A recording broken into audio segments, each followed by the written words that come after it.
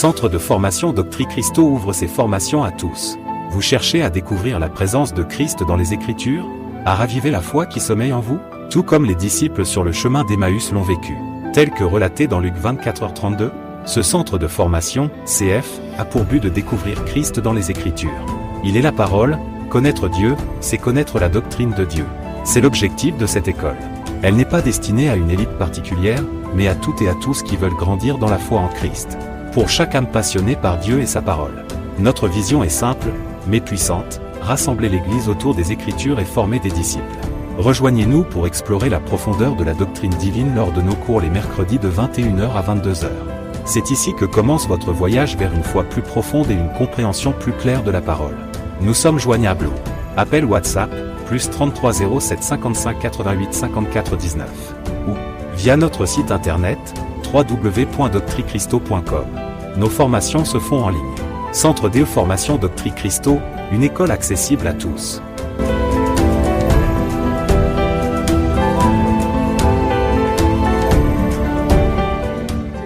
N'est-ce pas, le maître. Et Jésus, après sa mort, n'est-ce pas, nous a donc laissé un modèle que nous sommes censés suivre. Hein.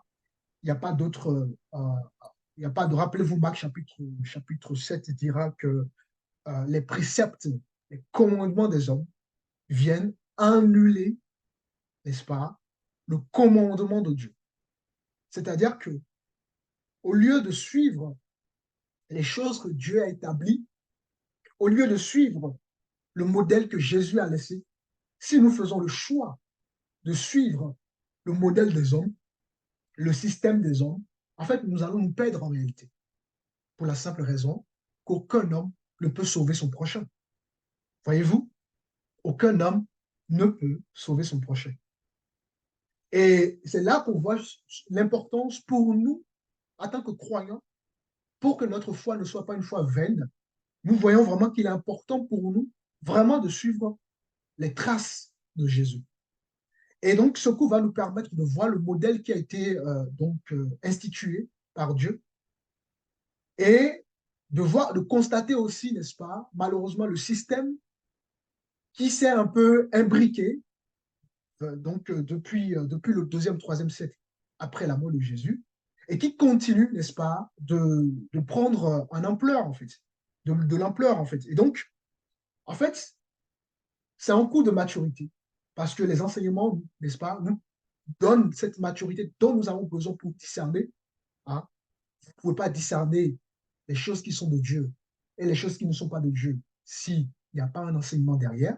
C'est l'enseignement qui nous permet à tous de discerner les choses qui sont de Dieu et les choses qui ne sont pas de Dieu. Évidemment, le but de ces cours-là, ce n'est pas pour nous rendre orgueilleux, ce n'est pas parce que vous avez la connaissance qu'il faut taper sur les gens, absolument pas. Hein? On doit toujours garder cette humilité-là, cet amour, cette douceur. Et Dieu nous fait grâce de comprendre ces choses. Évidemment, nous allons, donc après un enseignement, nous allons comprendre peut-être que nous n'avons peut-être pas compris les choses avant. Et puis voilà, Dieu nous fait grâce aujourd'hui de comprendre les choses. Alors nous allons aussi prendre cette même patience avec les gens. On va expliquer les choses aux gens, espérant que les gens comprennent. Et nous ne nous attendons pas à ce que tout le monde comprenne. Donc pour ça, il va nous falloir du temps.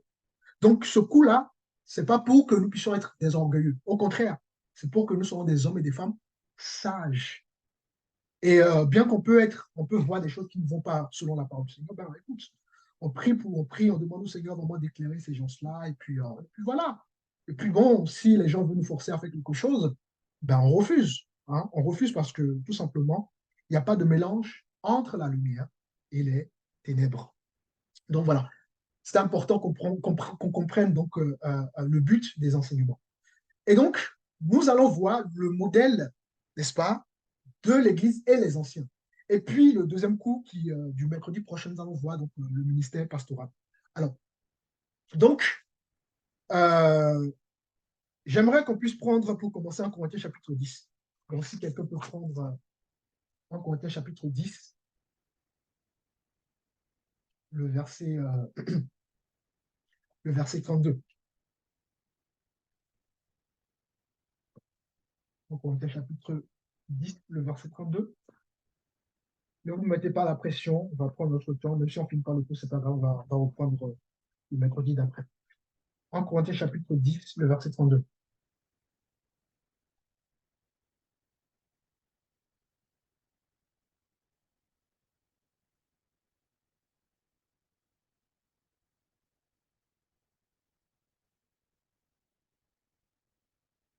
En Corinthiens chapitre 10, le verset 32. N'hésitez pas, hein, la personne qui trouve le verset. Je lis au nom de Jésus-Christ. Je lis au nom de Jésus-Christ. Ne soyez une cause de faux. Ne soyez une cause de faux pas ni pour les non-juifs. Ne soyez une cause de faux pas ni pour les non-juifs, ni pour les juifs, ni pour l'Église de Dieu. Amen. Quelqu'un d'autre a une autre version? On va lire plusieurs versions, ça permet d'enrichir vraiment les choses. Est-ce qu'il y a une autre version? La Louis II, Oui, II, oui, tu peux lire, oui.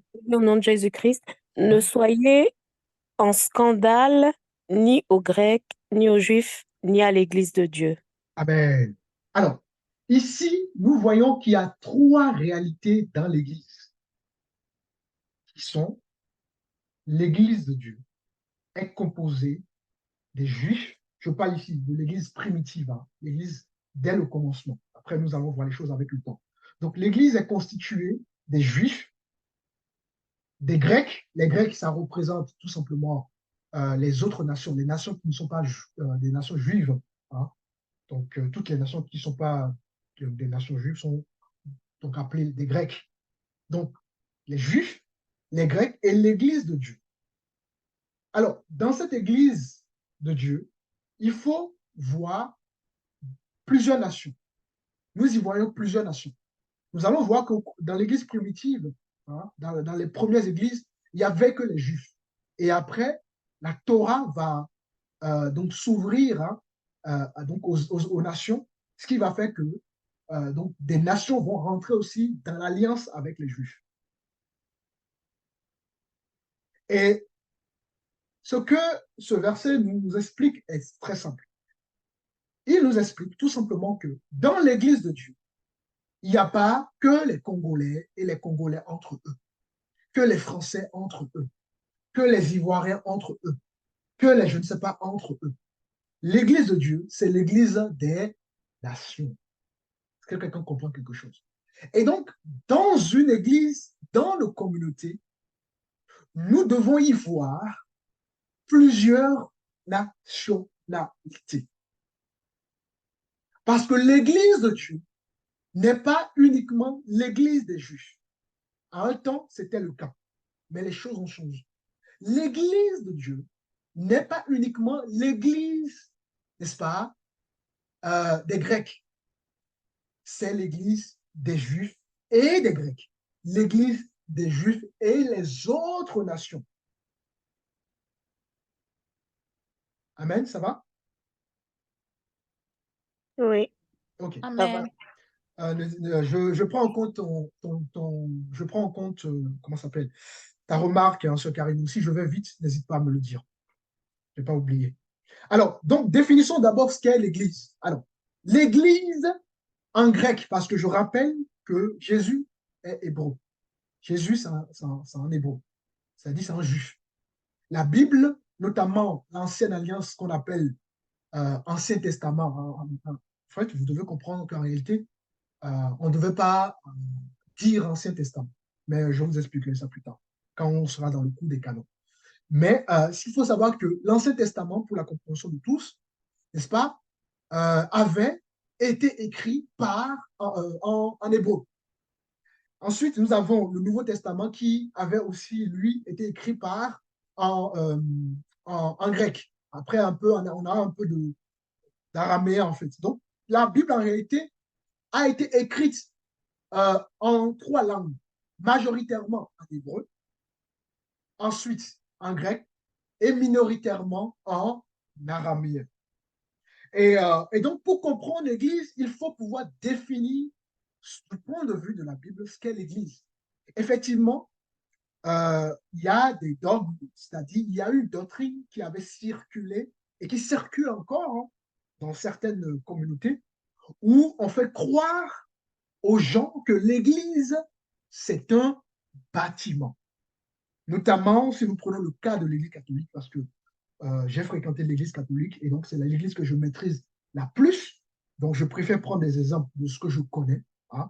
Donc quand nous prenons l'Église catholique a fait un travail de sorte que au fil des années, au fil des siècles, les gens ont cru ou si vous voulez, les gens croyaient que lorsqu'on parle d'église, on parle du bâtiment. Et donc, les gens ont ce reflet qui est automatique, en ce sens que, donc, si tu ne vas pas dans un bâtiment, tu ne vas pas dans une église. En l'occurrence, si tu ne vas pas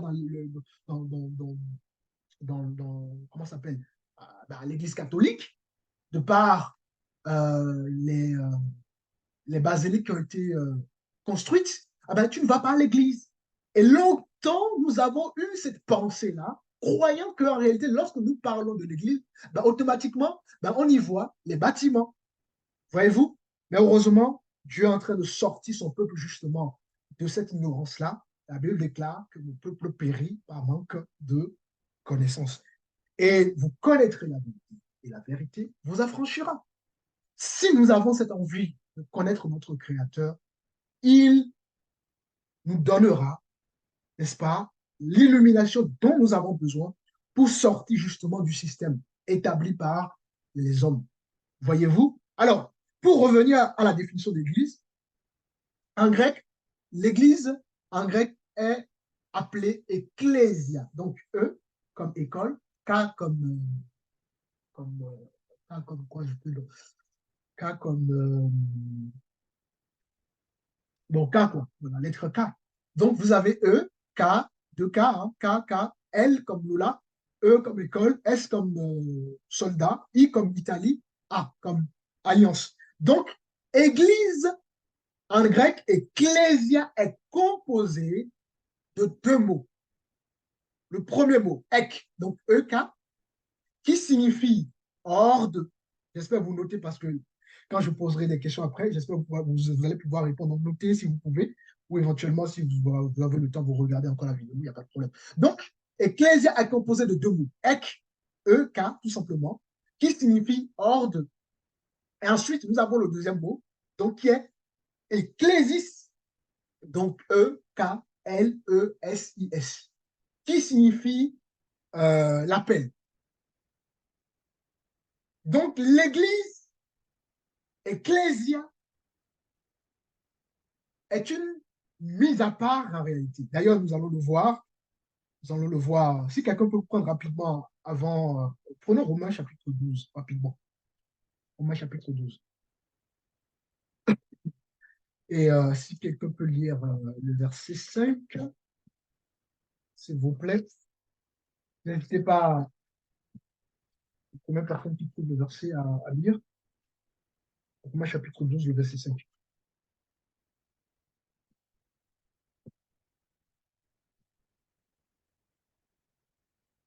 En attendant, quelqu'un d'autre me prépare Jérémie 21, Jérémie 51, le verset 45, et un autre, Apocalypse 18, le verset 4. Je lis Romains 12, verset 5. Mhm. Ainsi, nous qui sommes plusieurs, nous formons un seul corps en Christ. Et nous Amen. sommes tous Oui, vas-y, membres, vas-y. nous sommes tous membres les uns des autres. Amen. Alors, que nous informe ce verset de Romains 12, le verset 5?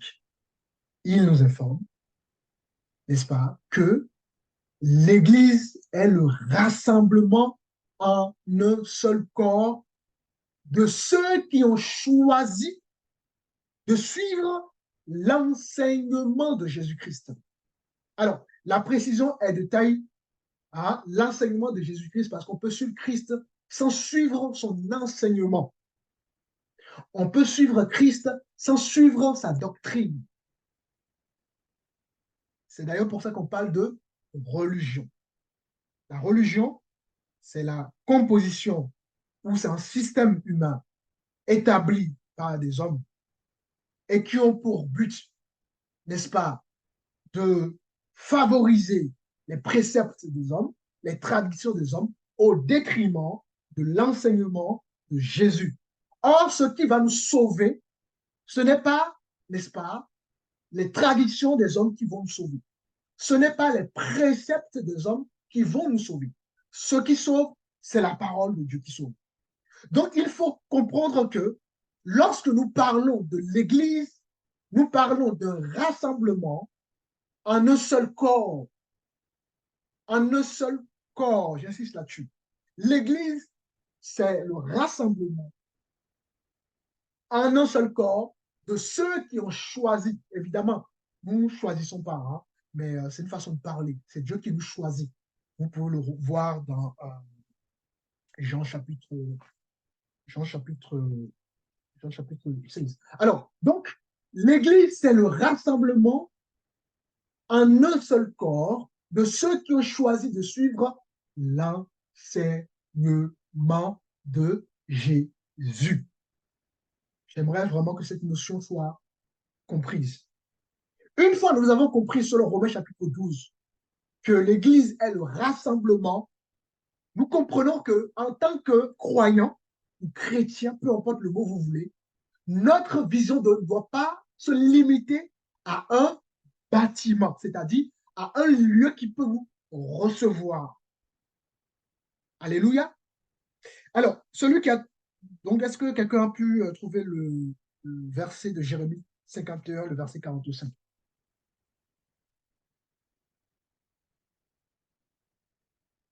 Jérémie 51, le verset 45. N'hésitez pas, les autres aussi, à participer.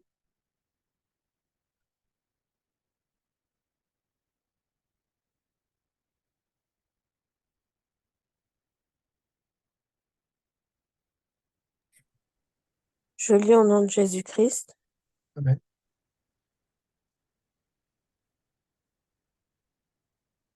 Verset 45. Jérémie 21, verset 45. Non, Jérémie 51. Oui, Jérémie 51, verset 45. C'est Amen. ça? Oui, c'est ça. Sortez du milieu d'elle, mon peuple, et que chacun sauve sa vie. Alléluia. Alléluia. C'est bon, ma soeur, c'est bon. Alors, donc tout à l'heure, je vous disais que Ecclésia est composé de deux mots. Le premier mot, c'est ek, qui signifie quoi? Hors de. Et là, vous voyez dans le livre de Jérémie, chapitre 51, on dit sortez du milieu de. Donc, on y voit ek ici, hein, qui est traduit par sorti du milieu. Donc, sortez du milieu de mon peuple, que chacun. Et là, c'est intéressant. Pourquoi? Parce que là, on se rend compte que la foi est une question d'abord de. C'est vraiment personnel, la foi. Ce n'est pas collectif. Évidemment, nous aurons, Dieu permet que nous puissions avoir des réunions collectives, mais avant toute chose, la foi est le personnel. Et donc, on est en train de dire tout simplement, sauve-toi, mon frère, sauve-toi, ma soeur. Sauve-toi d'abord. Avant de vouloir sauver ton frère, sauve-toi d'abord. Parce que la foi, c'est une question, elle est personnelle. Reprends encore la lecture, s'il te plaît, Sophie. Sortez du milieu d'elle, mon peuple, et que chacun sauve sa vie. Vous voyez, que chacun sauve quoi? Sa vie. Ce n'est pas que chacun sauve la vie de l'autre, que chacun sauve sa vie. Donc, la relation avec Dieu exige une implication personnelle, exige une intimité personnelle, exige une relation personnelle avec son Créateur d'abord. Et lorsque nous parlons d'ecclésia, donc de l'Église, il faut comprendre que Dieu nous sort de quelque part pour aller quelque part. Et c'est pour ça qu'il est écrit dans Jérémie chapitre 51, mon peuple, sortez du milieu d'elle. Ça, c'est important. Alors, continue la lecture, continue encore la lecture, Sophie.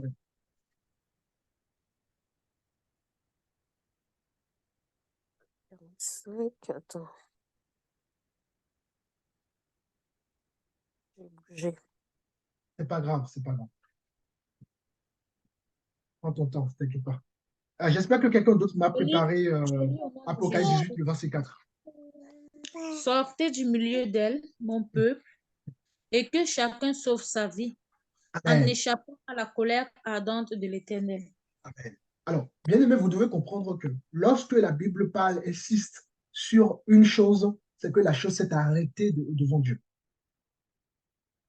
Rappelez-vous, Pharaon va avoir un songe, le premier songe, et il va encore avoir un deuxième songe. Lorsque la chose insiste, c'est que la chose est importante aux yeux de Dieu. Et dans Jérémie, on peut voir l'ancienne alliance. L'ancienne alliance ne veut pas dire que ça n'existe pas. Hein. Donc, on comprendra toutes ces choses-là, toutes ces notions-là. Mais nous voyons que le sorti du milieu d'elle a été confirmé dans la première alliance, donc qu'on appelle l'Ancien Testament. Et cela a été également confirmé dans l'alliance actuelle, qui est donc euh, le Nouveau Testament, hein, et dans Apocalypse chapitre 18, verset 4. Donc, on comprend que Dieu nous sort de quelque part. Dieu te sort de quelque part. Mais Dieu ne te sort pas de quelque part juste pour le bon plaisir. Il y a une vision derrière. Il y a un accomplissement derrière. Il y a un dessein derrière. Il y a un projet derrière. Il y a un plan derrière. Alléluia. Ça va? Pour tout le monde, ça va? Oui, oui, ça va, ça va. OK. Et pour les autres, je ne vous entends pas? Oui, c'est bon, c'est bon. Parfait. Donc, vous devez comprendre que donc l'Église, c'est quoi, comme on l'a défini, ek, pardon, qui signifie hors d'eux, et puis ecclésis, qui signifie l'appel. Dieu nous sort des ténèbres à la lumière et ensuite nous établit ce qu'on appelle donc la paix. Donc Dieu ne te sort pas juste, Dieu ne, Dieu ne permet pas que tu puisses le rencontrer juste pour que tu puisses être croyant. Non, Dieu a une vision beaucoup plus large que le fait que tu sois croyant. Dieu a un plan pour toi. Dieu a un projet pour nous. Dieu veut nous amener quelque part, en réalité. Et c'est pour ça que chaque être humain doit comprendre que nous ne sommes pas juste venus dans ce monde pour, bah, pour juste rester dans le monde. Nous sommes venus dans ce monde pour une mission. Chacun une mission. C'est pour ça que parfois, n'est-ce pas, nous pouvons manifester des talents, des dons, des choses extraordinaires. Parce que justement, toutes ces choses ont été pensées dans le sein des saints, dans la pensée, dans l'éternité de Dieu. Dieu dira à Jérémie, avant que tu ne naisses, je te connaissais. Dieu nous connaissait tous. Et Dieu nous a déjà prédestinés à des missions bien spécifiques. C'est pour ça que lorsque Dieu nous touche, nous devons comprendre qu'il va nous séparer de quelque chose.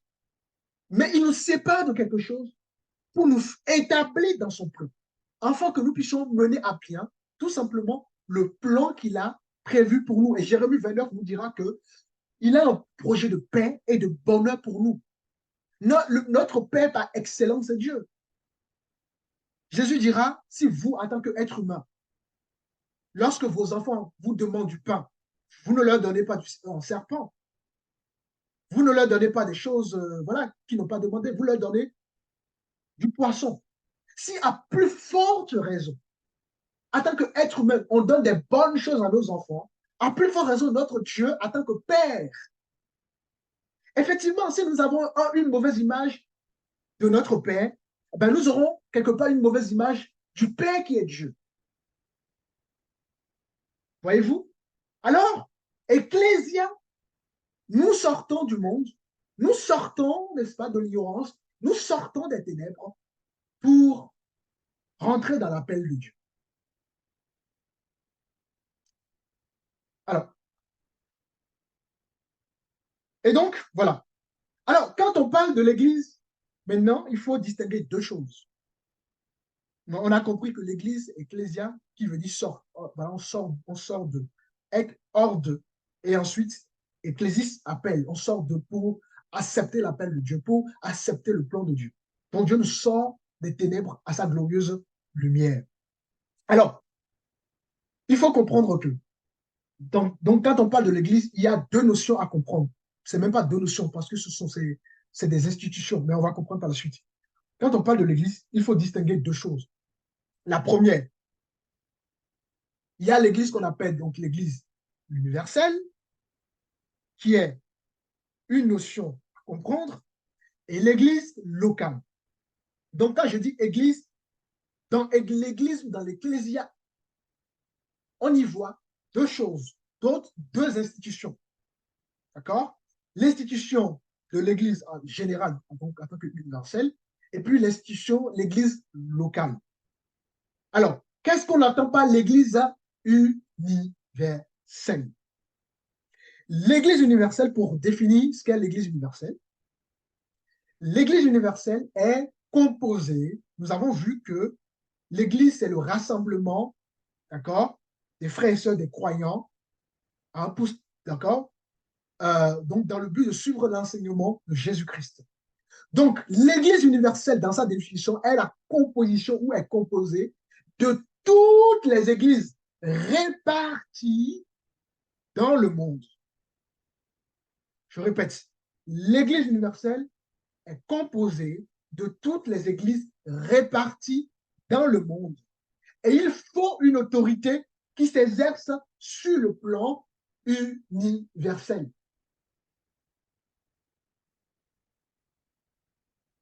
Et vous reconnaissez tous que Christ est la tête de l'Église. Donc, Christ est l'autorité de l'Église universelle. Et si vous voulez, on va prendre quelques versets pour vous montrer cela. Alors, nous allons tout rapidement dans Éphésiens, chapitre 4. Quelqu'un me prépare le verset 15, quelqu'un d'autre le verset 23, toujours d'Éphésiens 5, et quelqu'un Colossiens chapitre 1, le verset 18. Donc, Éphésiens 4, 15 et Éphésiens 5, 23 et Colossiens 1, 18. Éphésiens 4, le verset 15.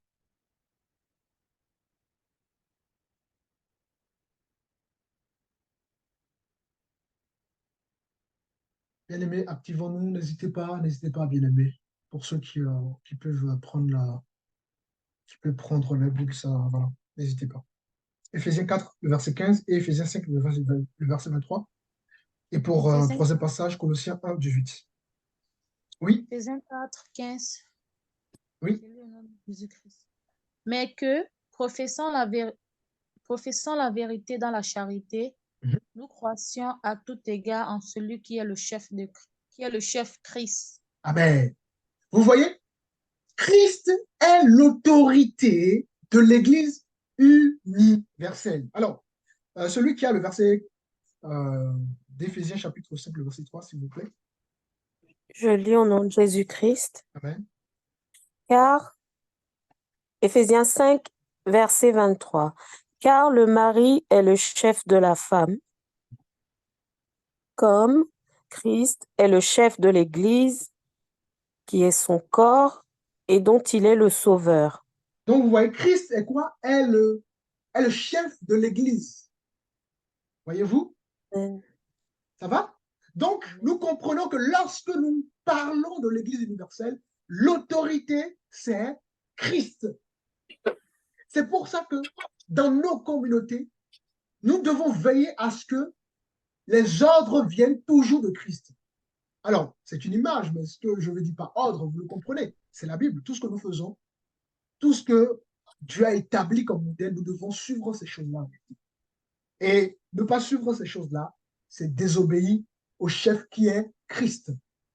Alléluia. Alors, maintenant, définissons l'église locale. Vous allez voir maintenant, l'église locale, vous allez voir que la définition, je vais vous donner, vous allez voir, ça n'a rien à voir avec ce que nous avons, l'enseignement que nous avons traditionnellement reçu. Hein. Et c'est tout là aussi l'utilité, l'intérêt de tout ce cours. Alors, l'église locale, qu'est-ce que c'est? Évidemment, je ne parle pas ici, qu'on se mette bien d'accord, hein, je ne parle pas ici de l'église locale, genre le bâtiment, hein, quand même, et aussi la maison, parce que même la maison, ça reste quand même le bâtiment. Je ne parle pas de, voilà, de ça. Alors, l'Église locale se définit comme suit. Le rassemblement des chrétiens d'une zone géographique, d'une même localité. Alors, j'insiste encore une fois. L'Église locale est le rassemblement des chrétiens, des croyants, des enfants de Dieu, d'une même zone géographique, d'une même localité. Donc, nous voyons quoi? Nous comprenons quoi? Que vous voyez que la définition n'est pas basée sur le fait que l'Église soit dans un bâtiment, le fait que l'Église soit dans une maison. L'Église locale se définit pas, la définition de l'Église locale n'est pas systématiquement liée à un bâtiment, à une maison, etc. C'est tout simplement lié à une localité, une zone. Évidemment, donc le rassemblement des chrétiens d'une zone géographique, d'une même localité, et là, qu'on se réunisse dans un bâtiment, qu'on se réunisse dans une maison, qu'on se réunisse en ligne, comme on le fait actuellement, qu'on se réunisse pardon, dans une forêt, qu'on se réunisse dans une salle, dans un hôtel, etc., ben, cela ne change rien du tout. Pourquoi? Parce que ce qui définit l'église locale, ce n'est pas le lieu où on se rassemble, mais c'est le rassemblement des bien-aimés qui se rassemblent dans une localité. Exemple, on parlera d'église locale à Châtres s'il y a des frères et sœurs qui se rassemblent à Châtres. Et non s'il y a une dénomination, à Châtres, il y a les protestants, à Châtres, il y a les évangéliques, à Châtres, il y a les... Non, ce n'est pas ça une église locale. L'église locale ne se définit pas par les séparations, par les divisions. L'église locale se définit, n'est-ce pas, par le rassemblement simplement des croyants dans une zone. Nous sommes à Châtres, on se réunit à Châtres, et peu importe l'endroit, nous sommes une église locale. Est-ce que cette définition, ça va? Tout le monde a compris cette partie? Oui. Ça va? Pour les autres? Ça va pour tout le monde? Oui, ça va passer. Bonsoir. Ça va pour moi. Ok, C'est bon. parfait. Ok. Donc, l'église locale se définit par le rassemblement des frères et sœurs dans une zone géographique d'une ou d'une même localité. Et maintenant, le lieu, on va se mettre d'accord pour prier pour louer le Seigneur, etc. Ça, j'aimerais vous dire, on s'en fout quelque part. C'est pas ça qui est important. Ce qui est important, c'est que dans ma zone, je puisse avoir des frères et sœurs qui craignent le Seigneur. Et voilà. C'est ça qui compte pour. Donc, c'est pour ça qu'on va parler de l'église locale. Ne vous inquiétez pas, nous allons voir tout ça publiquement. Ne vous inquiétez pas. Donc, quand il y a une communauté de croyants qui se rassemblent, peu importe l'endroit, c'est l'église locale. Et donc, l'église locale, ce n'est pas parce que je suis dans un bâtiment avec des frères et sœurs que forcément je suis dans le jeu. On peut dire que je suis dans une église locale. Non, c'est pas ça qui définit. Nous allons voir que c'est la paganisation par la suite qui a fait qu'aujourd'hui nous avons tant de divisions et dans la même ville, vous avez plusieurs groupes, vous avez plusieurs dénominations, tout ça. Vous allez voir que toutes ces dénominations-là n'est pas le modèle biblique, n'est pas le modèle pensé par Christ en réalité. Voyez-vous, malheureusement, la configuration de nos églises d'aujourd'hui ont complètement changé. Alors, nous allons prendre, d'ailleurs, à ce propos, pour ceux qui, si vous voulez aller beaucoup plus loin dans la compréhension de ces choses-là, je vous recommande un livre. D'ailleurs, je vais vous recommander pas mal de livres durant tous ces cours. Je vous recommande un livre qui parle justement de ça, la vie normale de l'Église. L'auteur s'appelle Washmani. Je ne sais pas si vous connaissez. Ça se vend à 10 euros, à moins de 10 euros.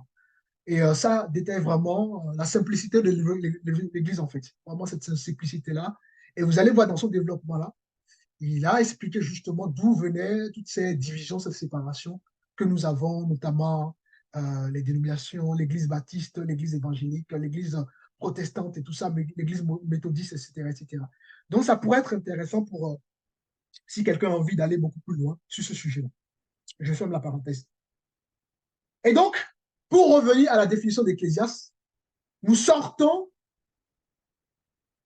n'est-ce pas, en sortant du monde plutôt, parce qu'on a vu que Ek, c'est hors de, en sortant du monde, nous formons une communauté de croyants au sens universel et on se regroupe dans les communautés locales, donc que nous appelons l'Église locale. Dieu nous sort et nous intégrons l'Église universelle.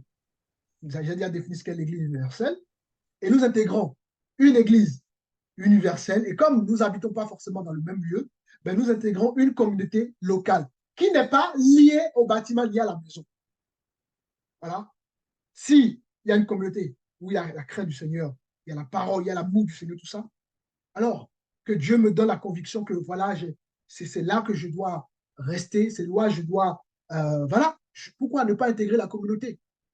Donc, et la communauté ne se définit pas par son lieu, enfin, elle ne va pas se définir par le bâtiment, elle se définit simplement par le rassemblement des uns des autres autour de la parole. Et ça, c'est important. Et donc, l'Église avec un grand E représente donc l'Église universelle qui comprend tous les croyants, tous les chrétiens du monde entier, quel que soit leur âge, leur nationalité, etc., etc. Et l'Église locale avec un petit E, n'est-ce pas? Lui, elle fait référence à l'église locale dans, dans le sens de la zone géographique ou dans le sens de la localité. Et j'aimerais qu'on puisse prendre un exemple. Il y a beaucoup d'exemples, mais je n'ai pas le temps de prendre tous les exemples. Prenons rapidement Acte chapitre 11 pour voir un exemple parmi tant d'autres. Acte chapitre 11, et nous lisons le verset, le verset 22 à 24, si quelqu'un peut vous lire. Les autres, essayez de lire aussi pour que je sache que vous êtes avec nous, s'il vous plaît. Acte chapitre 11, le verset 22 à 24.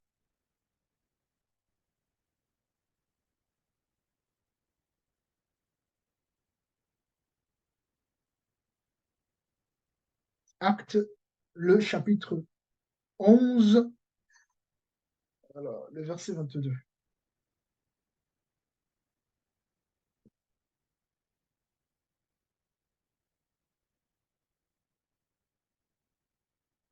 Vous êtes là, bien-aimés?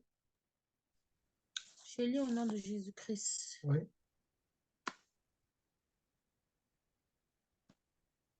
Acte 11 ou 12. Acte Acte 11. chapitre 11, le verset 22 à 24. Le bruit en parvint aux oreilles des membres de l'église de Jérusalem, et ils envoyèrent Barnabas jusqu'à Antioche.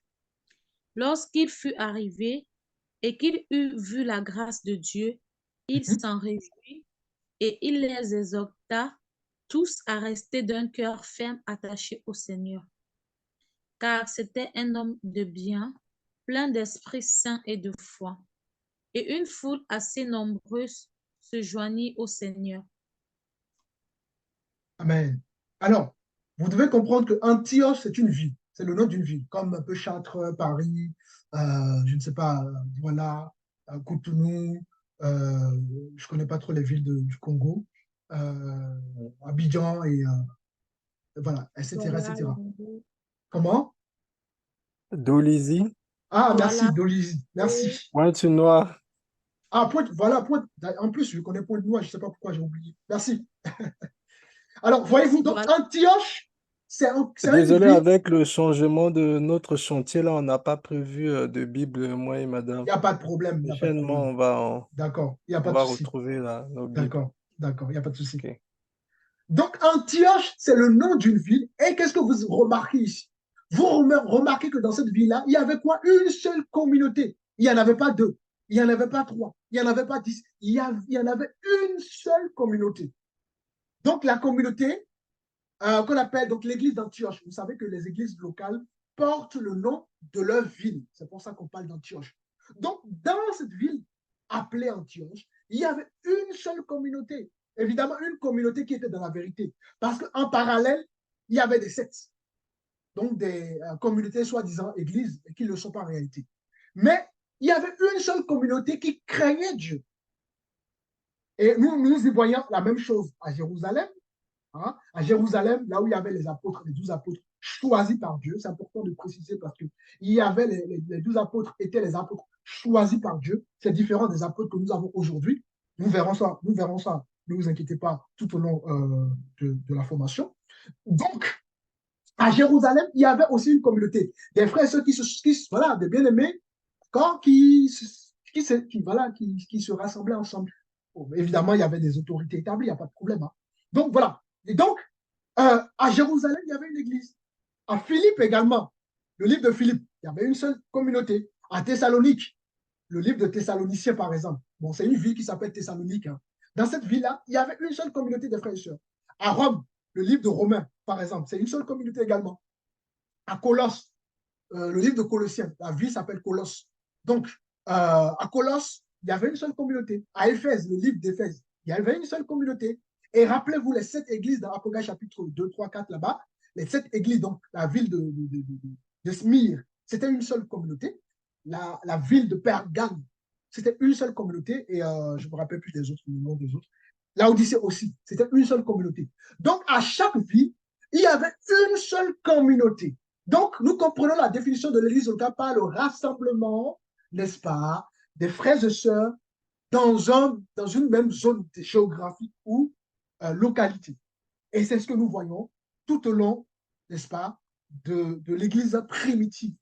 Il n'y avait pas de division que nous connaissons aujourd'hui. Et ça, c'est important. Alors, nous sommes dans le livre de Actes et nous allons voir maintenant d'où est partie l'Église, la fondation de l'Église. Hein.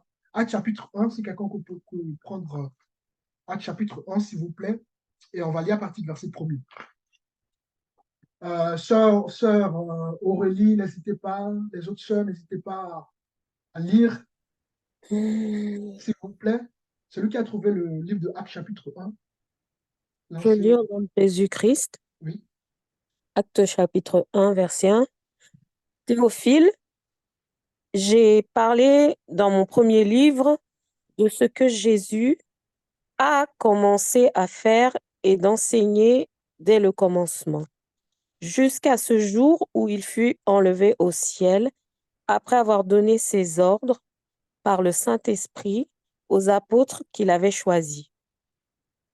Après qu'il eut souffert, il leur apparut vivant et leur donna plusieurs preuves, se montrant à eux pendant 40 jours et parlant des choses qui concernent le royaume de Dieu.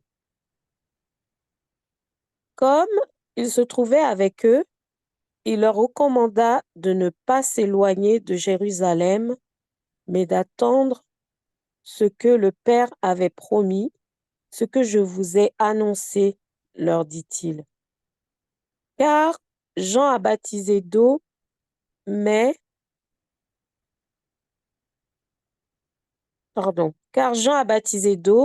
vous, dans peu de jours, vous serez baptisés du Saint-Esprit. Alors les apôtres réunis lui demandèrent, Seigneur, est-ce en ce temps que tu rétabliras le royaume d'Israël?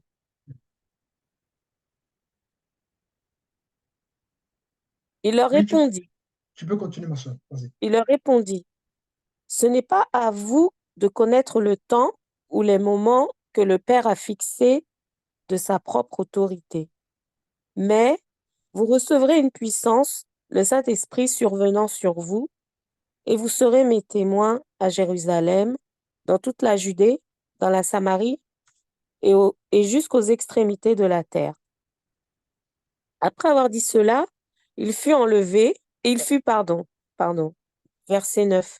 Après avoir dit cela, il fut élevé pendant qu'il regardait et une nuée le déroba à leurs yeux.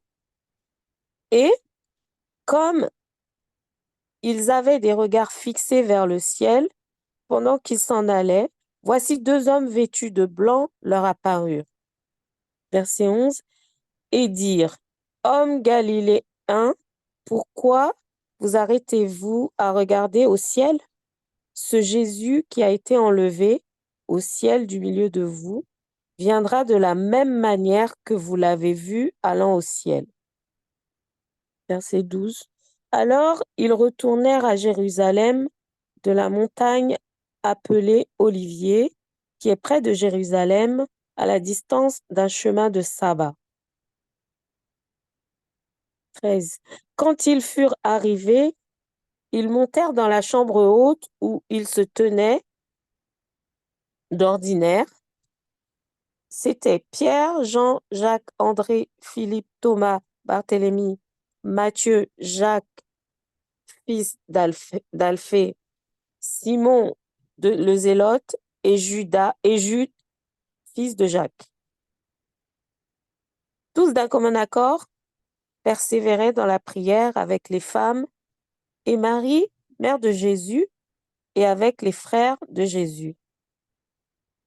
En ce jour-là, Pierre se leva au milieu des frères. Amen. C'est bon, ma soeur, tu peux t'arrêter là. Alors, la lecture a été un peu longue parce que c'est important qu'on regarde un peu l'historique, un peu, hein, le commencement de l'Église. Et donc, qu'est-ce que nous y voyons dans cette lecture? Nous y voyons, n'est-ce pas, que la première Église, le premier, comment dirais-je, la première fondation de l'Église a été posée avec, n'est-ce pas, une communauté de croyants, parce que ici, c'était que les croyants, une communauté de disciples. J'aime bien le mot disciples parce que beaucoup sont des adhérents des églises, mais ne sont pas des disciples. Vous avez des communautés où, croyez-moi, il y a beaucoup d'adhérents, mais il n'y a pas des gens qui aiment le Seigneur. C'est pour ça que vous allez voir, c'était une personne, elle manque d'amour. Amour, joie, la crainte de Dieu, la persévérance, toutes ces choses, les gens n'ont pas ces choses-là, parce qu'en réalité, au lieu de faire des gens, des disciples de Christ, ben on fait des gens des adhérents d'une communauté. Au point même parfois on fait des cartes de membres, etc., etc. Alors que non, je ne suis pas là pour que vous soyez des membres. Je suis là pour vous encourager à suivre la voie de Dieu. En réalité, c'est ça le rôle des ministères en réalité. Donc, pour revenir à ce que je disais, nous y voyons donc dans cette lecture qu'il y a une communauté de disciples au nombre de 120. Ils étaient au 120. Donc, la première église a été constituée par 120 personnes, à savoir des hommes, des femmes, des enfants, des apôtres, des diacres, des anciens, etc., etc.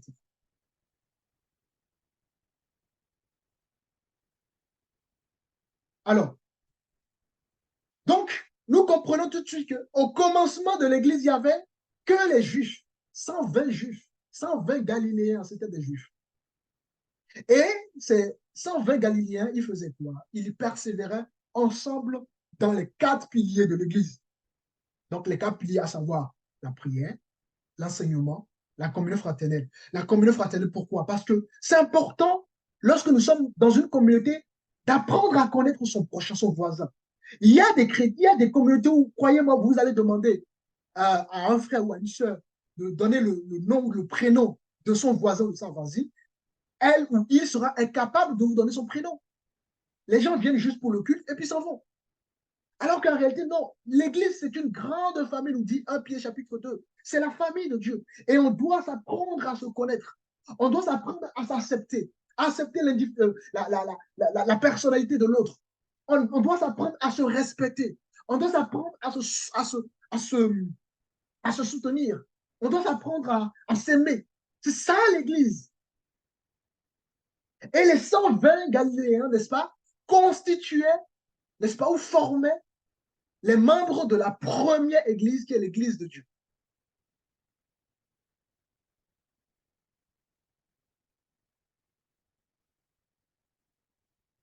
Alléluia. Amen.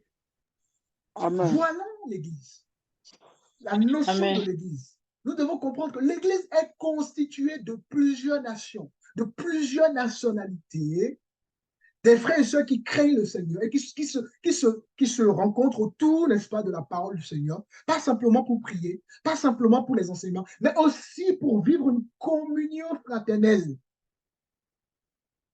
Vous avez des communautés où même, pour appeler ton frère, il faut demander d'abord la permission du pasteur, ou même le pasteur te dit, ben non, je ne veux pas que tu te mettes en contact avec un frère ou une sœur. Ce n'est pas ça l'Église.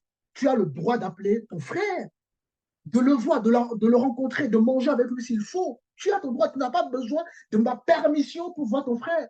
Tu n'as pas besoin de ma permission pour voir ta sœur. Je ne suis pas là. Mon rôle en tant que personne, ce n'est pas de vous dire appelez-moi d'abord avant de rencontrer quelqu'un. Non, ce n'est pas mon rôle, ça. Je ne suis plus dans mon rôle si je vous donne des instructions de cette manière-là. Vous avez le droit de vous voir autant que vous voulez, sans forcément qu'il y ait, d'accord, le besoin de demander ma permission. C'est limiter Dieu lorsque nous faisons des choses comme ça. Donc, vous comprenez que la communion fraternelle est aussi un pilier de l'Église. Il y a des gens qui souffrent dans nos communautés. Demandez à un frère quels sont les gens. Voilà, demandez. Il y a des gens qui souffrent et qui ne disent rien parce qu'ils ont peur du jugement. Pourquoi? Parce qu'effectivement, il s'est fait que, voilà, dans certaines communautés, voilà, les frères se sont confiés, les sœurs se sont confiés et se sont retrouvés à ce que on expose des choses qui sont intimes. C'est-à-dire qu'un frère est parti se confier à un autre frère et le frère est parti balancer ça à toute l'Église. Mais comment voudriez-vous que les gens se confient? Dans ce cas-là, les gens ne peuvent pas se... Voilà, on doit être des hommes et des femmes qui inspirent confiance. Si un frère vient vers moi pour me confier quelque chose, et s'il, surtout, il me dit de ne pas le dire à quelqu'un, je respecte son choix. Maintenant, s'il y a des situations compliquées, que je sens que là, je ne peux pas donner des conseils qu'il faut au frère, je vais encourager le frère ou la sœur à aller voir la personne qu'il faut dans ce cas-là. Donc, voilà. Donc, ça, c'était important de vraiment comprendre la notion de l'Église. Et une fois nous avons compris ça, nous allons maintenant rentrer dans le cas des anciens. Je ne parlerai pas de la fonction pastorale pour ce coup, je parlerai des anciens. Et j'insiste sur le fait que les anciens soient au pluriel. Je ne dis pas l'ancien, je dis bien les anciens. Nous allons comprendre pourquoi. Donc, là où il y a une communauté, il faut de l'organisation. D'ailleurs, on va prendre rapidement. Si quelqu'un peut prendre 1 Corinthiens.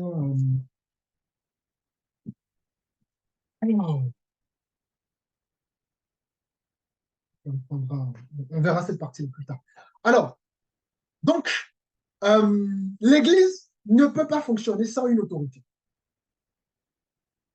Et malheureusement, l'autorité de nos jours est quelque chose qui est mal vu. Évidemment, c'est certainement parce que aussi, voilà, les gens ont une mauvaise image de ce qu'est l'autorité. D'accord? Nous avons une image de ceux qui exercent l'autorité. Et pourtant, l'autorité est indispensable dès qu'on vit dans une société, dès qu'on vit dans une communauté qui est établie. Le monde, vous voyez, le monde est organisé parce qu'il y a des autorités. Donc, pourquoi nous acceptons l'autorité du monde et nous n'acceptons pas l'autorité de l'Église? Donc, l'autorité, pour définir l'autorité dans la vision du Seigneur, l'autorité est donnée pour le bon fonctionnement de l'Église. Et elle est là pour appliquer les règles instituées. Ces règles-là permettent, n'est-ce pas, le bon déroulement d'une communauté, d'une église, d'une assemblée. Et sans autorité, ça sera quoi? De l'anarchie. Quelqu'un peut me donner la définition de l'anarchie rapidement? C'est quoi l'anarchie? L'anarchie, pardon. Je crois que c'est quand chacun fait ses règles, Exactement. tout le monde fait sa règle, Exactement. tout le monde a son règlement. C'est Tout à fait. pas quelque chose comme ça? C'est ça. L'anarchie, c'est l'absence totale d'autorité dirigeante, créant ainsi de désordre, de confusion et de manque d'organisation. Donc, dans une communauté, on l'a bien compris, la communauté n'est pas liée au bâtiment. Là, on est dans une communauté, on est rassemblés. Et vous voyez, le lieu importe peu. L'essentiel pour nous, si on se rassemble dans une forêt, dans une salle ou en lit, peu importe, l'essentiel est qu'on soit dans une communauté où il y a des bien-aimés qui craignent le Seigneur, qui aiment le Seigneur et qui surtout manifestent l'amour. J'insiste beaucoup là-dessus parce que c'est ce qui nous manque dans cette génération-ci. Être chrétien, c'est d'abord dans l'amour, c'est d'abord dans la vie. On n'est pas dans le jugement. Donc, dans une communauté, il doit y avoir de l'autorité. Alors, qu'on soit bien d'accord, l'autorité n'est pas là premièrement pour exercer la discipline. Elle est là d'abord pour, elle doit, elle est là pour le bon déroulement de la communauté. Elle est là vraiment pour faire fonctionner la communauté, pour éviter qu'il y ait des désordres et pour garder la vision. Ça, c'est important de le comprendre. Ça. Donc, je définirai une vraie autorité dans le sens dans la pensée du Seigneur. Ça, c'est important de le dire parce que il y a des systèmes, des communautés qui, au lieu de manifester l'autorité du Seigneur, manifestent de l'autoritarisme. Et c'est deux choses différentes. L'autoritarisme, c'est la domination. C'est même plus de, c'est vraiment de la domination, comme le monde, hein. Comme un peu on voit les États-Unis qui vont dans les pays des gens, qui font n'importe quoi, qui n'ont pas de respect pour la souveraineté des autres pays. Ben, c'est ça l'autorité, c'est ça, pardon, l'autoritarisme. Dominer les autres sans le respect de l'autre, sans, voilà. Donc, bon, vous comprenez tous. Donc, voilà. Et donc, l'autorité, elle est là pour faire en sorte que le schéma qui a été établi dès les commencements, dès l'Église primitive, soit respecté, soit voilà, fonctionne dans de bonnes conditions. Et une vraie autorité selon Dieu, elle exerce l'amour de Dieu, premièrement.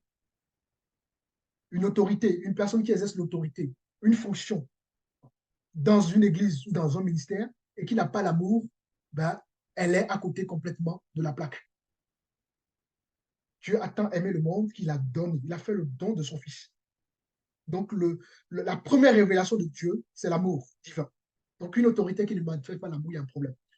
Alors, l'autorité, elle est là, une autorité selon Dieu, hein. Elle est là pour manifester la patience. Elle est là pour écouter les âmes, pour écouter les gens. Elle est là pour respecter aussi les autres. C'est pas parce que j'ai aucune fonction pastorale que je dois vous parler n'importe comment. Attention, parmi vous, il y a mes aînés. Parmi vous, il y a certainement voilà, des pères. Et donc, je dois prendre en compte toutes ces réalités-là. Et ne pas croire parce que je suis pasteur, donc je dois vous manquer de respect. Je vais vous parler n'importe comment. Absolument pas. Une autorité, c'est quelqu'un qui respecte aussi d'autres. Voilà, c'est important de le dire. Une autorité, c'est aussi celle qui rassure les autres. Une autorité, c'est celle qui ne s'impose pas. Tu ne t'imposes pas. Je n'ai pas besoin de m'imposer avant qu'on me respecte. Ma vie naturellement, ce que je fais naturellement, d'accord, interpelle les gens qui sont matures et ils comprennent que voilà, le frère, il fait un bon travail, le frère, voilà, on lui doit ce respect-là quand même. Donc, je ne suis pas là pour dire respectez-moi, faites ceci, ce n'est pas mon rôle. Donc, une vraie autorité ne s'impose pas. Une autorité ne viole pas l'identité des autres, ce que nous constatons malheureusement dans beaucoup de communautés. Une autorité ne méprise pas les autres. C'est pas parce que je suis un pasteur que tu viens dans le Seigneur que je vais te manquer de respect. Non. Au contraire. Au contraire. Donc, une autorité ne méprise pas. Une autorité ne s'exerce pas avec pression. Donc, voilà un peu quelques points ou quelques caractéristiques que je pourrais vous donner concernant l'autorité selon Dieu. Et donc, cette autorité-là, elle est établie pour le bon déroulement et le bon fonctionnement, n'est-ce pas, dans l'Église.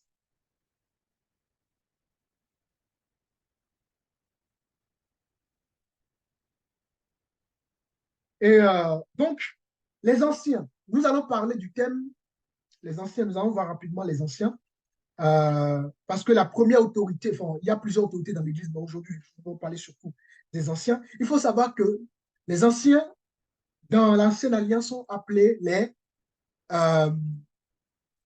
les presbyteros, donc P-E-R-S-B-U-T-E-R-O-S, presbyteros, ou en hébreu, Zaken, donc Z-A-K-E-N-E, dans l'ancienne alliance, ou si vous voulez, dans l'Ancien Testament. Et j'aimerais qu'on puisse voir rapidement quelque chose. Nous sommes dans le livre de Actes chapitre 10. On va même prendre.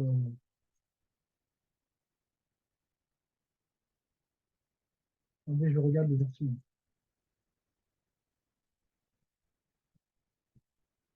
Ok, ok. On va prendre celui-là.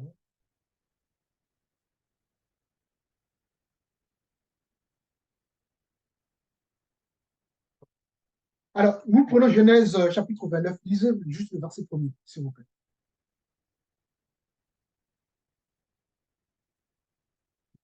19, pardon. Chapitre 19, verset premier.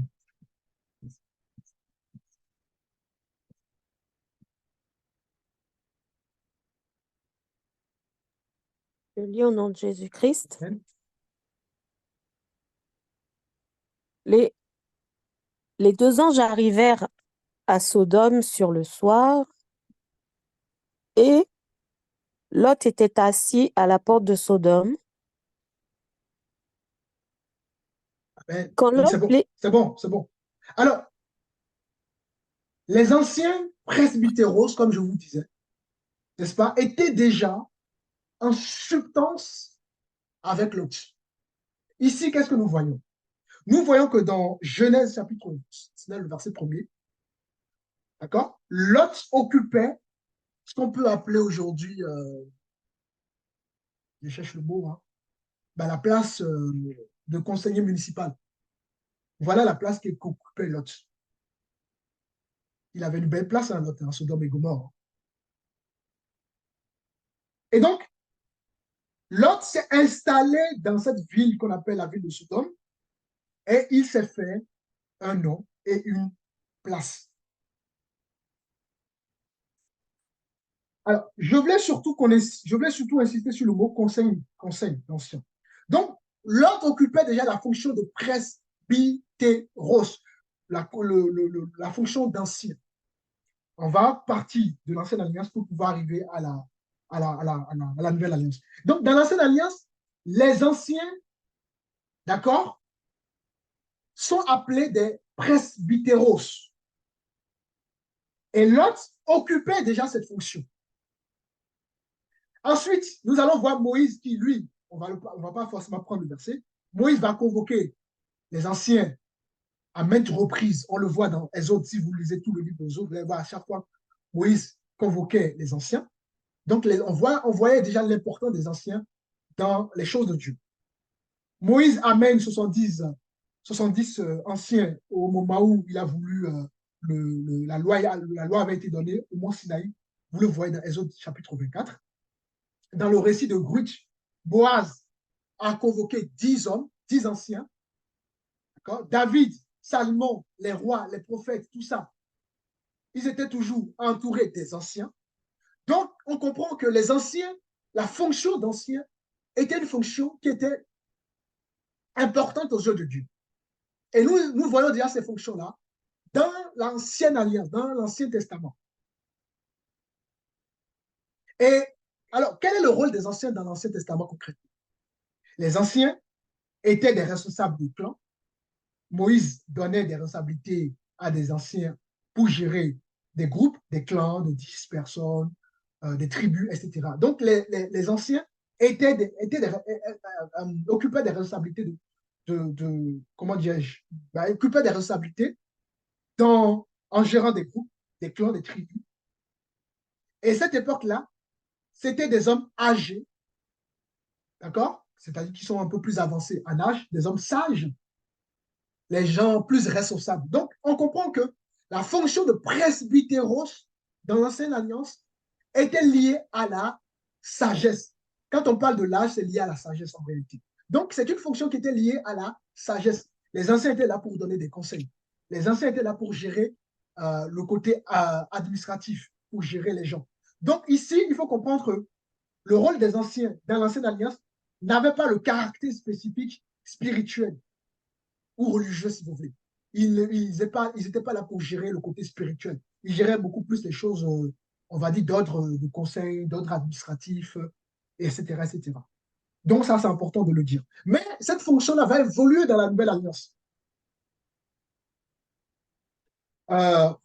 qu'est-ce que Joël nous dit? Joël nous dit que dans les derniers temps, l'Esprit de Dieu va se répandre sur les jeunes et les vieillards.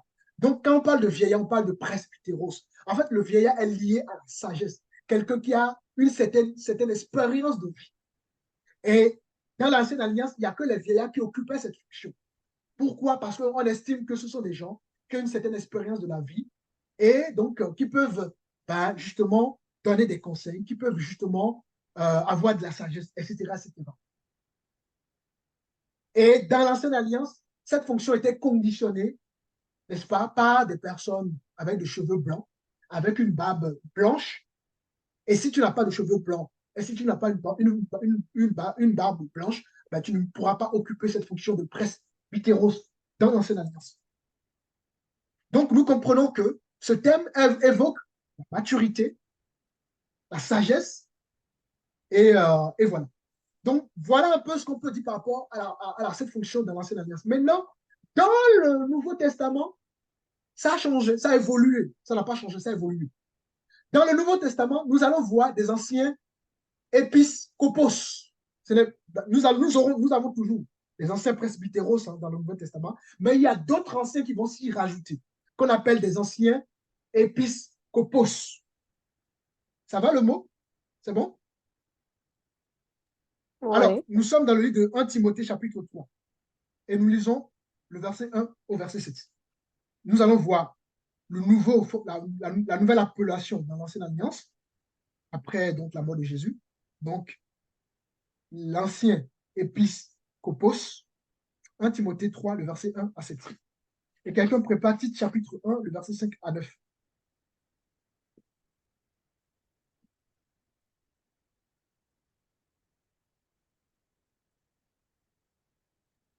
Je lis 1 Timothée 3, verset 1, c'est ça? Oui, à 7. Je lis au nom de Jésus-Christ. Amen. Cette parole est certaine. Si quelqu'un aspire à la charge d'évêque, Alors, arrête-toi d'abord là. Vous voyez, donc, pour occuper la fonction d'ancien, quelqu'un peut aspirer. C'est-à-dire que si tu es bien enseigné, tu as un bon témoignage, tu crains le Seigneur, tu peux aspirer à cette fonction.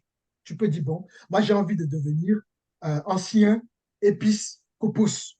Et nous allons voir par la suite que cette fonction n'est pas forcément liée à l'âge. C'est lié plutôt à la maturité, au témoignage et à la crainte de Dieu. Évidemment, dans l'Église, nous devons avoir les deux anciens. Nous devons avoir l'ancien presbytéros, qui est lié à l'âge, et l'ancien épiscopos, qui n'est pas forcément lié à l'âge, mais plutôt à la maturité spirituelle. Donc, ces deux anciens existent dans la Nouvelle Alliance. Et ici, on peut aspirer. Si tu as cette maturité, si tu es formé, si tu as un bon témoignage, tu peux aspirer. Mais le pasteur peut aussi désigner des anciens. Donc, nous comprenons que c'est une fonction qui peut être désigné par le pasteur en tant que ministre don. Nous avons fait la différence. Le pasteur ministre don, d'accord? Et une personne aussi peut aspirer à cette fonction. Alors, continue. Maintenant, pour exercer cette fonction, qu'est-ce qu'il faut? Quelles sont les conditions? C'est ce que nous allons voir. Il continue, M. Carré. donc, charge d'évêque, il désire une œuvre excellente. Verset 2. Il faut donc que l'évêque soit irréprochable, Donc, mari pour occuper cette fonction, il faut être irréprochable au niveau du témoignage. Imagine que, je ne sais pas, toi seul, tu veux devenir ancien, mais tu as 5 bureaux pour les hommes. Hein, tu as des femmes par-ci, par-là. C'est pas correct, voilà, c'est pas correct en fait. Non, tu peux pas, les gens ne vont pas t'écouter. Hein, mais voilà, on va voir la suite. Donc, on ne nomme pas les gens n'importe comment, on nomme les gens vraiment qui sont intègres, des gens qui sont sérieux, qui ont bon témoignage, c'est important. Et pour la femme, tu peux pas, enfin, après on verra par la suite, ça c'est un autre débat. Continue, ce cas. irréprochable, mari d'une seule femme, Vous voyez, sobre, mari d'une seule femme. Continue. modéré, réglé dans sa conduite. Vous voyez, réglé dans sa conduite. Hein, tu es ancien, mais dehors, c'est toi qui vois, voilà, tu fais n'importe quoi, tu insultes les gens, tu manques de respect aux gens, tu veux devenir ancien. C'est pas faisable. Continue, continue. Hospitalier, Vous propre voyez, à l'hospitalité. Hein, continue. propre à l'enseignement. Alors, j'aimerais insister sur là-dessus. Ici, on parle de l'enseignement. Alors, il y a des anciens qui ont reçu des dons pour enseigner. Il y a des anciens qui ne sont pas à l'aise dans la parole. Ce n'est pas parce que quelqu'un n'est pas à l'aise dans la parole qu'il ne peut pas devenir ancien. Attention. D'ailleurs, c'est pour ça que nous allons voir les deux termes, épiscopos et presbytéros. Donc, un ancien peut ne pas être, voilà, parce que tout le monde n'a pas forcément reçu cette grâce-là. Donc voilà. Continue. Il faut qu'il ne soit ni adonné au vin, Mhm, ni violent, mhm, ni indulgent, mhm.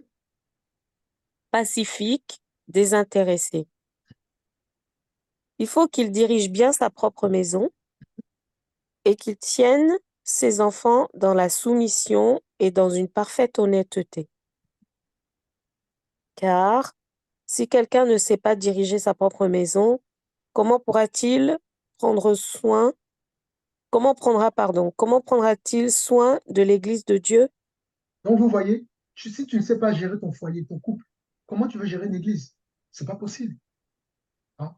Donc, on n'occupe pas ces fonctions comme ça. Continue, ma soeur. Il ne faut pas qu'il soit un nouveau converti, Alors, on a un point, on a une information importante. Un nouveau converti ne doit pas occuper cette fonction. Voyez? Donc, là, précise encore une fois le plus qu'ils vont avoir une certaine maturité dans la marche. Si tu n'as pas une certaine maturité, tu ne peux pas occuper cette fonction. Continue, ma soeur. de peur qu'enflé d'orgueil, il ne tombe dans le jugement du diable. Mhm. Il faut aussi qu'il reçoive un bon témoignage de ceux du dehors. Vous voyez? Tu ne peux pas être ancien dans l'église alors que tu n'as pas un bon témoignage au dehors. Vous savez, il y a des chrétiens qui ont un bon témoignage dans les communautés, mais au dehors, là, ils ont une double vie, en fait. Ils viennent à l'église le dimanche, ça va, tu sens que voilà, ce sont des bonnes personnes, mais en dehors de l'église, c'est autre chose. Et pour que tu puisses être ancien, tu dois aussi avoir un bon témoignage des païens, des gens qui ne croient pas, des gens qui n'ont pas, voilà. Les gens doivent avoir un bon témoignage de toi. Vous voyez l'exigence pour pouvoir occuper cette fonction?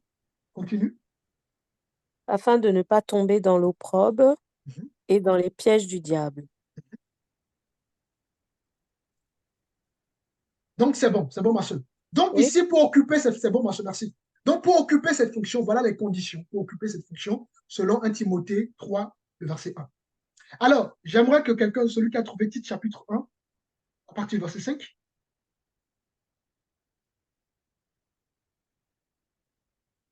Tite chapitre 1, à partir du verset 5.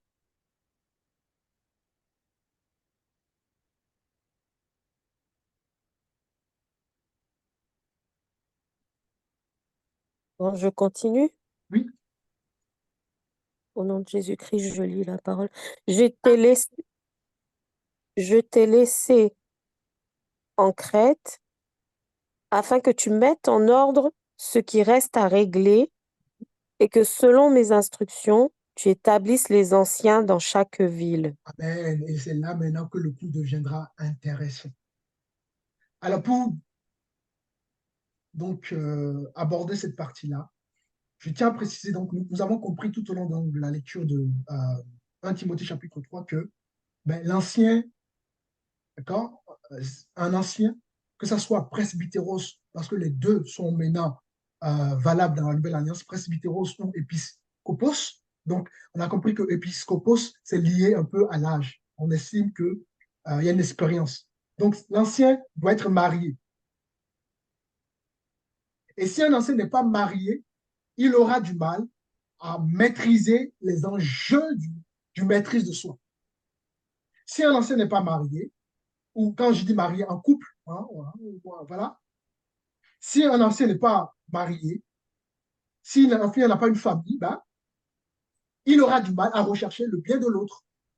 Parce que justement, dans le couple, on apprend toutes ces notions-là, toutes ces choses-là, toutes ces conceptions, voilà, qu'on apprend dans le mariage. Si l'ancien n'a pas des enfants, tout ça, ben, parce que l'enfant, la famille, la femme, tout ça, l'éducation des enfants, ben, ça permet justement de rendre quelqu'un mature, en fait. Donc, on apprend beaucoup dans le mariage. Le mariage, la vie de couple, l'éducation des enfants, l'école, tout ça, voilà, c'est un moyen, c'est une école. Hein. C'est vraiment un endroit qui nous permet vraiment d'être sage, d'être mature, etc., etc. Donc, voilà. comprenez qu'un ancien doit être forcément passé par là, doit avoir une famille, des enfants, etc., pour pouvoir passer par là. Donc, et quand on lit donc Tite chapitre 1, ici, l'apôtre Paul, étant apôtre et sous l'inspiration divine, donne un ordre à Tite en lui disant qu'il faut qu'il établisse des anciens dans les églises ou dans les villes. Quand on parle de ville ici, c'est l'église en réalité. Le terme est traduit par l'église. D'accord? Et donc, rapidement, prenons Genèse chapitre 2, 18. On revient dans Genèse chapitre 2, 18. Les autres, depuis là, il y a des sœurs je ne les écoute pas. Je ne sais pas s'ils sont avec nous. Genèse chapitre 2, le verset 18. Je regarde l'heure, ne vous inquiétez pas, je regarde l'heure. On vient de faire 1h30. Alors, Genèse chapitre 2, le verset 18. Quelqu'un lit ou bien je continue? Oui, tu peux lire. Vas-y, ce caractère. Genèse 2, 18. Je lis au nom de Jésus-Christ. L'Éternel Dieu dit, il n'est pas bon que l'homme soit seul, je lui ferai une aide semblable à lui. Amen. Souvent, nous utilisons ce principe uniquement dans le cadre du mariage, mais non, on peut aussi l'utiliser dans le cadre de l'Église. Il n'est pas bon que l'homme soit seul, dans toute chose. Vous prenez un projet, un homme qui est seul dans un projet, ça ne marchera pas. Il n'est pas bon que l'homme soit seul. D'accord? Et là, dans l'Église, il n'est pas bon que l'Église soit dirigée uniquement par un seul homme. C'est là où je vous amène. Il n'est pas bon. Pourquoi? Nous avons vu les dérives que cela crée dans certaines communautés. Donc, le modèle de l'Église, c'est ce que nous allons voir. Nous allons voir que dans le modèle établi par le Seigneur, il n'y avait pas un homme qui dirigeait. Et ici, je parle des enseignants, je ne parle pas du pasteur ministre. Donc, c'est différent. Quand nous allons voir le coup sur le pasteur ministre don, vous allez voir que c'est différent. Un pasteur ministre don, c'est quelqu'un c'est un ministère itinérant. D'accord? Aujourd'hui, nous avons dans nos communautés des pasteurs qui restent uniquement dans leur église, alors que la fonction pastorale, c'est pour le corps de l'église de manière générale. Le pasteur n'est pas uniquement pour une communauté, le pasteur, c'est pour toutes les communautés de l'église. Il doit se déplacer, il doit être invité, il doit aller fortifier les frères et sœurs à gauche, à droite. C'est ça un pasteur. Mais aujourd'hui, qu'est-ce qui s'est passé? Les pasteurs ont pris la fonction des anciens dans les églises. Est-ce que quelqu'un comprend quelque chose? Vérité. Les pasteurs, au lieu de bénir le corps de Christ, ils se sont limités à l'église locale. Certains. Certains. Merci. Certains, heureusement. Ils se sont limités à l'église locale. Et c'est pour ça que nous pouvons voir des dérives, des choses qui ne marchent plus, parce que forcément, si nous ne respectons pas le modèle établi par Dieu, ben forcément, les choses. Voilà, Dieu n'est pas là. Dieu n'est pas là où il n'y a pas sa parole. Dieu est là où il y a sa parole. Donc, si tu peux reprendre encore Tite, s'il te plaît, ma soeur Karine. Tite chapitre, ou quelqu'un qui a encore le passage. Tite 1, le verset 5.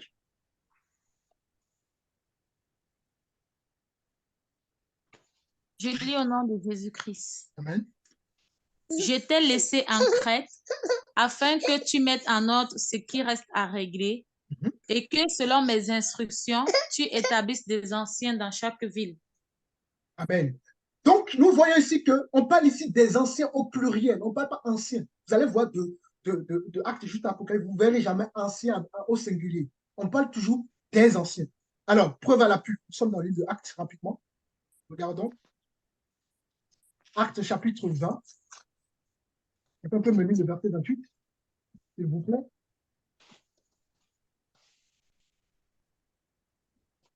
Ouais. Okay. 28. Chapitre 20, le verset 28, ouais. Je lis au nom de Jésus-Christ. Prenez donc garde à vous-même et à tout le troupeau sur lequel le Saint-Esprit vous a établi évêque, pour paître l'Église du Seigneur qu'il s'est acquise par son propre sang. Ben, on va d'abord s'arrêter là. Donc ici, ne vous laissez pas déstabiliser par le mot. Évêque ici, c'est presbytéros. D'accord? Et donc, voyez-vous, dans l'Église primitive, les églises locales, on a déjà vu la définition de l'église locale, on a compris que ce n'est pas lié à un bâtiment. Les églises locales sont dirigées par des anciens et non par un pasteur et non par un ancien. Les églises sont dirigées par des anciens. Et dans les anciens, vous avez les deux types d'anciens, le presbytéros et le épiscopos. Vous avez ces deux types d'anciens. Donc, on va y voir des anciens un peu âgés de par l'expérience, et d'autres anciens qui ne sont pas forcément âgés, mais qui ont quand même une maturité, un bon témoignage, etc. Mais on comprend que l'Église de Dieu est dirigée par des anciens. Alors, on va continuer la lecture. Tu peux reprendre la lecture, s'il te plaît? Prenez donc garde, verset 28. Prenez donc garde à vous-même et à tout le troupeau sur lequel le Saint-Esprit vous a établi évêque, pour paître l'Église du Seigneur qu'il s'est acquise par son propre sang. Alors, donc ici, les anciens font un travail un peu un travail pastoral. Ils ne sont pas, attention, je fais la différence. Ils ne sont pas pasteurs, ils sont des anciens. Mais ils font un peu le travail de pasteur quelque part, en veillant sur les troupeaux. D'accord? Ça, il faut le comprendre. Et en fait, la différence entre le pasteur ministre-don, j'insiste sur le ministre-don, et l'ancien, pour faire la différence entre les deux. Le pasteur ministre-don, sa sphère d'autorité, d'accord, est plus large, est donnée au corps universel. Or, les anciens, leur sphère d'autorité, n'est-ce pas, est restreinte sur l'église locale, sur la communauté où ils sont anciens. C'est ça la différence entre l'ancien et le pasteur ministre-don. Et ici, nous y voyons des anciens établis dans l'église locale. Continuez encore la lecture, ensuite. Verset 29. Je sais qu'il s'introduira parmi vous, après mon départ, des loups cruels qui n'épargneront pas le troupeau.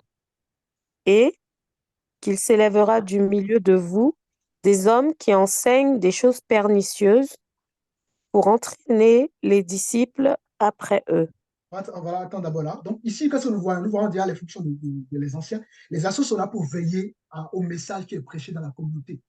Ils sont veillés pour faire en sorte qu'il n'y ait pas des doctrines, de démons qui viennent s'insérer dans le message. Et pourquoi vous avez autant de dérives dans les communautés? Parce qu'il n'y a plus des anciens qui veillent.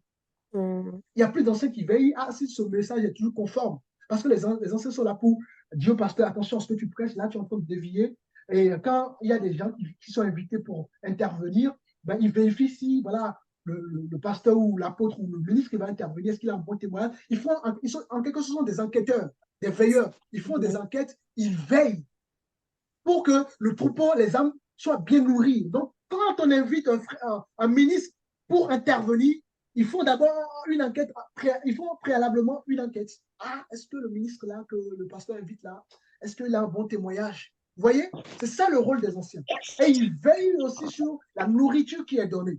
Ils sont là aussi pour, nous avons vu l'épiscopos, non, le presbytère, l'épiscopos. Nous avons vu que c'est lié à l'âge, à la sagesse. Ils sont là aussi pour donner des conseils. Ah, voilà, je suggère, je propose. Et voilà, c'est important. Donc, voilà un peu le rôle des anciens déjà. Voyez-vous, continue la lecture, ce carré. Verset 20, verset 31, non, 30, Je pense que c'est avant. oui. Qui enseigneront des... Je l'ai lu, ça, non? Vas-y, t'inquiète pas, relis, c'est pas grave. Verset 31, verset 30. Et qu'il s'élèvera du milieu de vous des hommes qui enseigneront des choses pernicieuses pour entraîner les disciples après eux. Verset 31. Veillez donc, vous souvenant que durant 3 années, je n'ai cessé nuit et jour d'exhorter avec larmes chacun de vous. Alors, on a une information importante. Hein. Ce sont des anciens, ils ne sont pas devenus anciens pour devenir anciens, ils ont été formés pendant 3 ans. Vous voyez? Donc, ce sont des gens qui ont été enseignés. Pas des anciens, un homme ancien alors qu'ils ne sont même pas enseignés. Ils ne connaissent rien du tout. Non, ce sont des gens enseignés. Et on y voit aussi le rôle des anciens, ils veillent. Ils jouent un peu le rôle de gardien. Vous voyez? Donc, ils prennent quelques tâches du ministère pastoral. Ils font un peu le rôle de berger, bien qu'ils ne soient pas pasteurs. Continue. Verset 32. Et maintenant, je vous recommande à Dieu et à la parole de sa grâce, à celui qui peut édifier et donner l'héritage avec tous les sacrifiés. C'est bon, ma soeur. Donc, vous comprenez, donc on a compris, hein, les anciens sont donnés dans les églises locales. Et vous avez vu un peu quels sont, en quelque sorte, les rôles des anciens. Nous allons encore voir un autre rôle des anciens. Nous sommes dans le livre de Actes, chapitre 4. Quelqu'un peut me lire rapidement le verset 34? Acte 4, le verset 34-35. Et nous allons encore voir que c'est toujours les anciens qui dirigent les églises locales. 34. Oui. Car il n'y avait parmi eux aucun indigent.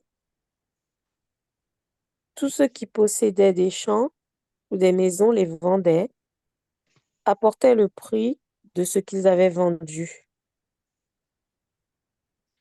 Continue.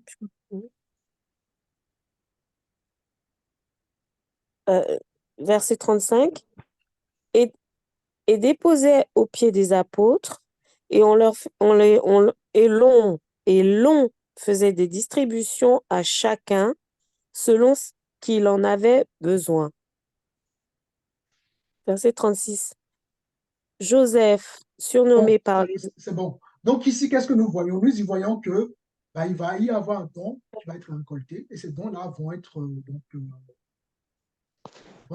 voilà, donnés aux anciens, et c'est les anciens maintenant qui vont justement distribuer à la communauté selon donc, les besoins de chacun.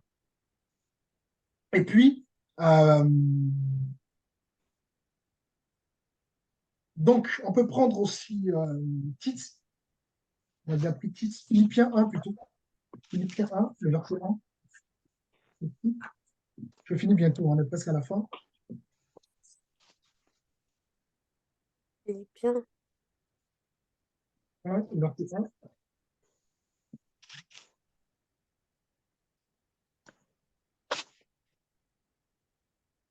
Philippiens 1, verset 20. C'est ça? Philippiens 1, le verset 1. Le verset 1. Ah, verset 1, pardon. Ouais.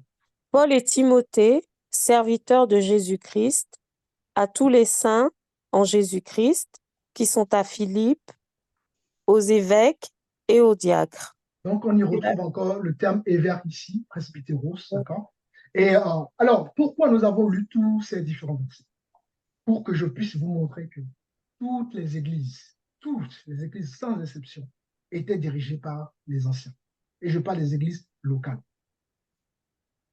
Toutes les églises sans exception étaient dirigées par une pluralité d'anciens. Effectivement, évidemment, le nombre des anciens peut être, ça peut être 2, 3, 4 en fonction de la communauté. Si nous sommes, je ne sais pas, 1000, vous comprenez qu'il y aura beaucoup d'anciens. Et si nous sommes 20, 30, vous comprenez qu'il y aura très peu d'anciens. Donc, voilà. Mais le minimum, c'est 2. Et nous voyons que toutes ces églises locales ont été dirigées par des anciens et non par des pasteurs. Évidemment, le pasteur de droit fait partie des anciens. Mais le pasteur est un ministère donné au corps universel et non local. Donc, la fonction pastorale, nous allons le voir dans le cours prochain, c'est un ministère voilà, qui n'est pas uniquement focalisé sur l'église locale. Vous voyez? Donc, évidemment, il y a sa communauté. Comme Paul revient de temps en temps à Antioche pour se ressourcer, mais voilà, il est là, il va à gauche à droite pour fortifier voilà, les communautés, les églises, etc. etc.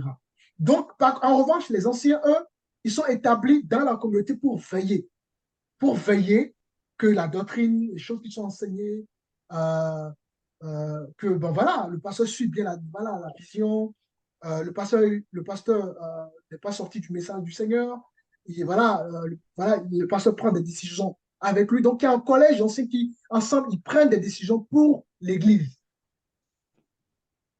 Voyez-vous? Et donc, l'Église locale doit être dirigée par des anciens. Et parmi ces anciens, nous aurons les anciens presbytéros et les anciens épiscopos. Donc, s'il y a 2 anciens, il faudrait que parmi ces 2-là, il y ait un ancien qui a une certaine... il n'y a pas d'âge, mais bon, moi, je recommanderais que l'ancien épiscopos ait au moins 40 ans. Voilà. 40 ans, 40 ans. Ça, c'est ma poussée, ça, c'est moi, hein, c'est pas la Bible. Mais ce que nous constatons, il faut que l'ancien y ait de la maturité. Parce que l'expérience de l'ancien va servir justement à bien conduire l'église locale. Un jeune qui n'a pas d'expérience, ça va être compliqué. Donc, vous voyez?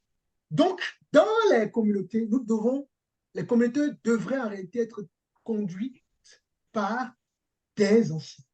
Donc, l'ancien presbytéros et l'ancien épiscopos. Et le pasteur, quant à lui, c'est un ministère itinérant, c'est un ministère don. Vous allez voir la différence. Les dons dans les églises sont ponctuels, sont de temps en temps. Or, le pasteur, il n'est pas pasteur uniquement le dimanche. Il est pasteur dans sa vie de tous les jours. Il est pasteur H24, 24 heures sur 24, 365 jours sur 365 jours. Malheureusement, nous avons des pasteurs aujourd'hui uniquement pour les pasteurs de dimanche. La fonction pastorale, c'est une fonction voilà, c'est la vie. C'est la vie, en fait, c'est une vie. Tu vas être pasteur dans ton travail, à l'école, au marché, partout où tu vas, le pasteur, il est pasteur. Or, l'ancien, il exerce sa fonction uniquement dans la communauté. Donc, l'église locale, c'est ça la différence entre les anciens et le pasteur en tant que ministère donné au corps universel. Et pour finir, si nous, par exemple, nous prenons rappelez-vous Moïse. Moïse qui était le grand prophète, Dieu lui parlait, Dieu lui révélait des choses. Moïse qui a reçu la loi écrite par les doigts de Dieu, n'est-ce pas? Moïse qui a parlé à Dieu dans le buisson ardent. Hein? À un moment donné, Moïse a oublié un principe de base. Il a oublié de nommer des anciens. Et c'est son beau-père Jéthro, qui est un peu plus âgé que lui, parce que Moïse, à cette époque-là, avait 80 ans. C'est son beau-père Jéthro qui va lui dire, mais attends, ce que tu fais, c'est pas bien. Il faut nommer les anciens. Donc, nous y voyons l'importance des anciens. Est-ce que vous voyez?